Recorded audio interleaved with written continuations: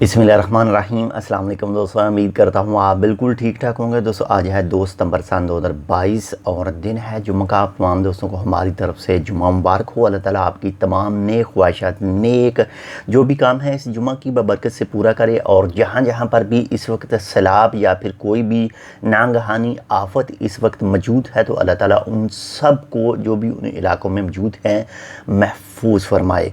और इसके अलावा आज जो जुम्मा के हवाले से है, जो ओमान की मसाजिद में जुम्मा का खुतबा होगा, तो वो खुतबा इस हवाले से है, इल्म हासिल करने के हवाले से, इल्म के हवाले से है कि इल्म जो आपको आपके लोगों में जो आपके इर्द गिर्द हैं उनमें भी अफजल करता है, और इसके साथ ही दुनिया में और आखिरत में भी जो इल्म है वो आपको मोतबर करता है, आपके लिए फ़ायदा मंद होता है। तो इसके साथ ही एक दूसरी चीज़ कि आप इस वक्त जहाँ पर भी मौजूद हैं अपने लिए भी दुआ कीजिए और दूसरों के लिए भी दुआ ज़रूर कीजिएगा, ताकि आप ख़ुद भी महफूज रहें और दूसरों को भी महफूज होने के लिए दुआ ज़रूर कीजिएगा।